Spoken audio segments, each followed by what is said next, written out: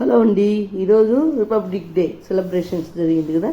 మనము ఈరోజు ఈ కార్యక్రమంలో ఒక అద్భుతమైన ఔషధం గురించి తెలుసుకుందామండి. మనం ఈరోజు పసుపు గురించి తెలుసుకుందాం.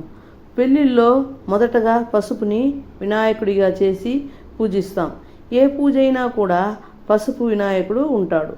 వీధుల్లో కల్లాపులు చల్లి పసుపు కుంకుమ పెట్టేస్తూ ఉంటాం. అంటే పసుపుకి క్రిమి సంహారిణి కాబట్టి ఎలాంటి క్రిములు లోపలికి రాకుండా మనము ఈ పసుపుని గడపలకు పూసేస్తాం అన్నమాట. ముత్తైదువులు ఇంటికి వస్తే కాళ్ళకు పసుపు రాస్తాము.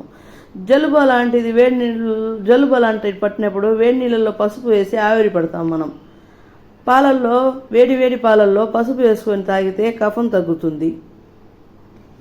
ఏ కూర చేసినా పసుపుని వాడతాం. పసుపు సౌందర్య సాధనం కూడా ఉపయోగపడుతుంది. పసుపు సకల సమస్యలకు సంజీవని. మనం కూడా పసుపు గురించి తెలుసుకొని పచ్చగా ఉందాం. ఇది పచ్చి పసుపు అండి. ఈ పసుపుని మనము కడిగి నీటిలో వేసి ఆవిరి మీద ఉడకబెట్టాలన్నమాట. ఒక 2 నిమిషాలు 3 నిమిషాలు అట్లా ఉడకబెట్టాల, హై ఫ్లేమ్లో పెట్టి. ఉడకబెట్టిన తర్వాత ఆ పసుపుని తీసుకునేసి ముక్క దంచి ఎండకు పెట్టాలన్నమాట. ఎండకు పెట్టిన తర్వాత అది ఇలా బాగా ఎండిపోతుంది.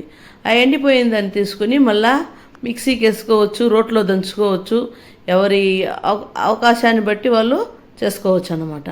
అలా దంచేసి మనము గాలి దూరని డబ్బాలో వేసి మూత పెట్టుకోవాలన్నమాట. చెమ్మ తగలకుండా వాడుకుంటూ ఉంటాం కదా మనము. కాబట్టి ఈ పసుపుని అలా వాడుకుంటాం. కల్తీ లేకుండా ఉంటుంది. మీరు కూడా అవకాశం ఉంటే ఇలాంటివి తెచ్చుకొని కల్తీ లేకుండా వాడుకోండి. ఈ పసుపు ఎంత పచ్చగా ఉందో చూడండి. ఎలాంటి క్రిమి లేదు దీంట్లో, ఎలాంటి